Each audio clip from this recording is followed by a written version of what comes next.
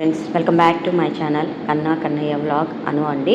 నేనైతే ఇవాళ మీకు చూపించబోతున్నటువంటి క్షేత్ర దర్శనంలో మనకున్నటువంటి గురువులలో అతి ముఖ్యమైనటువంటి వారు సాయిబాబా, దత్తాత్రేయులు, అలాగే గురు రాఘవేంద్ర స్వామిని మనము అత్యంత ప్రాముఖ్యత కలిగిన గురువులుగా వారిని పూజిస్తూ ఉంటాం. అలాంటి ప్రఖ్యాతిగాంచిన గురువులలో ఒకరైనటువంటి శ్రీ రాఘవేంద్ర స్వామి వారి ఆలయాన్ని అయితే నేను మీకు చూపిస్తూ రాఘవేంద్ర స్వామి గారి గురించి కొన్ని వివరాలు అయితే మీకు తెలియజేయడం కోసం ఈ వీడియోని అయితే చేస్తున్నాను అనమాట. సో నేను చేస్తున్న ఈ వీడియోస్ని మీరు చూసి ఆదరించి ఇంకా నన్ను ముందుకు తీసుకెళ్తారని నమ్ముతూ ఆశిస్తూ వీడియోలోకి వెళ్ళిపోదాం రండి. గురు రాఘవేంద్ర స్వామి వారు 1595 సంవత్సరం నుంచి 1671 సంవత్సర కాలంలో జీవించి ఉన్నారని చెబుతూ ఉంటారు. హిందూ మతంలో ఒక ప్రముఖమైన గురువుగా ఈయనకి ప్రఖ్యాతి అయితే ఉందన్నమాట. ఈయన 16వ శతాబ్దంలో జీవించి ఉన్నాడు. గురు రాఘవేంద్ర స్వామి వారు వైష్ణవాన్ని అనుసరించారు. మధ్వాచార్యుల వారు బోధించిన దైత్వాన్ని అవలంబించారు అని శిష్యగణమంతా ఇతన్ని ప్రహ్లాదుని అవతారంగా కూడా భావిస్తూ ఉంటారనమాట. ఈయన తమిళనాడు భువనగిరి వాస్తవ్యులైనటువంటి తిమ్మనపట్టు గోపికాంబ దంపతులకు రాఘవేంద్ర స్వామి వారి తల్లిదండ్రులు అనమాట. వీరికి వెంకటేశ్వర స్వామి కరుణా కటాక్షాల వల్ల ఈయన జన్మించారని వెంకటనాథుడు అనే నామకరణంతో అయితే వారు పిలిచేటటువంటి వారు. 5 ఏళ్ల ప్రాయంలోనే అక్షరాభ్యాసం చేసి ఆపై 4 వేదాలను అధ్యయనం చేశారనమాట. యుక్త వయసులో వచ్చేసరికి విద్యల సారాన్ని గ్రహించి వెంకటనాథుడు సాధారణ కుటుంబ జీవితాన్ని వద్దనుకుని ఈయన సన్యాసాన్ని స్వీకరించారు. అప్పుడే ఆయన పేరును రాఘవేంద్రగా మార్చుకున్నారు. ఆధ్యాత్మిక చేస్తూ తమిళనాడు నుంచి కర్ణాటక ప్రాంతాల్లో విస్తృతంగా ఈయన పర్యటించాడనమాట. అలాగే మంత్రాలయం, కర్ణాటక సరిహద్దు ప్రాంతంలో పంచముఖి ఆంజనేయ స్వామి వద్ద 12 ఏళ్ల పాటు తపస్సు చేశారని, ఆ దీక్షకు పంచముఖ ఆంజనేయుడు ప్రసన్నుడై ప్రత్యక్షమయ్యాడని ఇక్కడ చరిత్ర కథలైతే ఉన్నాయన్నమాట. అనంతరం పవిత్ర తుంగభద్రా నదీ తీరాన మంత్రాలయానికి వచ్చిన రాఘవేంద్ర స్వామి అక్కడే ఉంటూ తన బోధనలను కొనసాగించేటటువంటి వారు. ఆదోను నవాబైనటువంటి సిద్ధమాన్ సూద్ ఖాన్ నుంచి మంచాల గ్రామాన్ని దానంగా పొంది మాధవరం దగ్గర నుండి కొండశిల వరకు వెళ్ళి రాఘవేంద్ర స్వామి అక్కడ రాయితోనే తనకు బృందావనం ఏర్పాటు చేయాలని దివాన్ వెంకనాచార్యని ఆజ్ఞాపించారట. సో త్రేతాయుగంలో ఒక బండరాయి సీతారాములకు 7 గంటల పాటు విశ్రాంతినిచ్చింది. ఆ మేరకు 700 ఏళ్ళు పూజలు అందుకుంటుందని ఆ బండరాయికి వరమిచ్చారట సీతారాముల వారు. సో ఆ మహిమగల రాయితోనే తన బృందావనం రూపొందించాలని స్వామి చెప్పారని ఒక సమాచారం. దీంతో ఆ రాయితోనే స్వామివారి బృందావనాన్ని రూపొందించారు.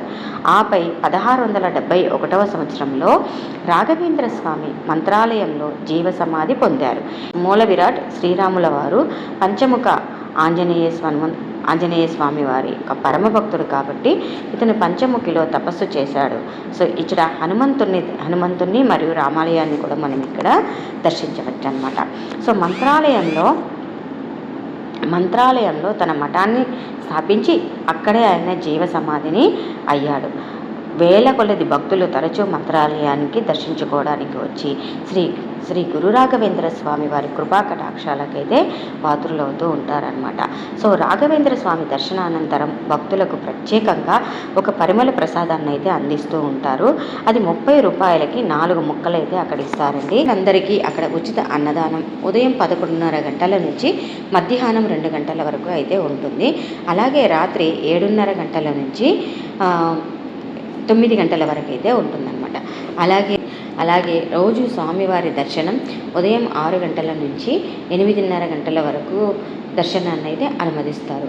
మధ్యలో అరగంట విరామం తర్వాత తిరిగి 9 గంటల నుంచి మధ్యాహ్నం 2 గంటల వరకు దర్శనాన్ని అనుమతిస్తారు. అలాగే మళ్ళీ మధ్యాహ్నం 4 గంటల నుంచి రాత్రి 9 గంటల వరకు ఉచిత దర్శనాన్ని అయితే ఇక్కడ అనుమతించడం జరుగుతుంది. ఇక్కడ ఎలాంటి ప్రత్యేక దర్శనాలు కూడా లేవండి, అన్నీ కూడా సాధారణ దర్శనాలే.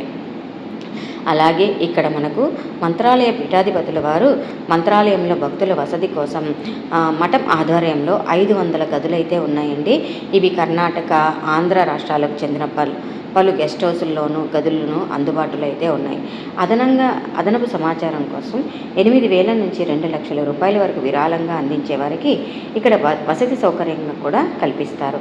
ఏకాదశి రోజున మాత్రం ఎలాంటి పూజలు ఉండవు, కేవలం ఉచిత దర్శనానికి మాత్రమే భక్తులను అయితే అనుమతిస్తూ ఉంటారండి. ఈ మంత్రాలయం అనేది ఆంధ్రప్రదేశ్ రాష్ట్రంలో కర్నూలు జిల్లాకు చెందిన మంత్రాలయం పట్టణంలో అయితే ఉందండి. శ్రీ మధ్వాచార్యుల పరంపరలో ఒక ధ్రువ నక్షత్రంగా సమానమైనటువంటి రాఘవేంద్ర స్వామి పుణ్యక్షేత్రమే ఈ మంత్రాలయం. ఇది తుంగభద్రా నదీ తీరంలో అయితే ఉంది. ఇది రాఘవేంద్ర స్వామికి అతి ప్రసిద్ధమైన పుణ్యక్షేత్రం అండి. ఇది కర్నూలుకి 100 కిలోమీటర్ల దూరంలో అయితే ఉంటుంది. అలంపురానికి 94 కిలోమీటర్ల దూరంలో అయితే ఉంటుందండి. సో మీరు అలంపురం జోగులాంబని దర్శించుకున్న సమయంలోనే శ్రీ రాఘవేంద్ర స్వామి వారిని కూడా మనము దర్శించుకోవడానికి మీరైతే వెళ్ళడానికి ప్లాన్ చేసుకుంటే చాలా అనువుగా అయితే ఉంటుందన్నమాట. వివిధ కులస్తులకు వివిధ ఉచిత సత్రాలు అయితే ఉన్నాయండి. ఇక్కడ గురువారం రోజు ప్రత్యేకమైన పూజా కార్యక్రమాలు అయితే స్వామివారికి నిర్వహిస్తూ ఉంటారు. అలాగే సాయంత్రం స్వామివారికి ఒక ఏనుగు వచ్చి అందరి భక్తులందరినీ కూడా ఆశీర్వదిస్తూ ఉంటుంది. ఇది ఇక్కడ ప్రత్యేకంగా అయితే మనము చెప్పుకోదగినటువంటి విషయం అనమాట. ఆలయం లోపలికి ఫోన్స్ అలో లేకపోవడం వల్ల ఆలయం బయట ఉన్నటువంటి ప్రదేశాలని మాత్రమే మీకు నేను చూపించడం జరుగుతుందండి. స్వామిగారి గురించి తెలిసిన కొన్ని వివరాలు అయితే మీకు వివరించడం జరిగింది. సో నేను చేసిన ఈ వీడియో కనుక మీకు నచ్చినట్టయితే నా వీడియోని లైక్ చేయండి, షేర్ చేయండి, కామెంట్ చేయండి అండ్ సబ్స్క్రైబ్ చేసి నన్ను ఇంకా ఎంకరేజ్ చేస్తూ ఉంటారని మనస్ఫూర్తిగా కోరుకుంటున్నాను. Thank you for watching friends. Bye.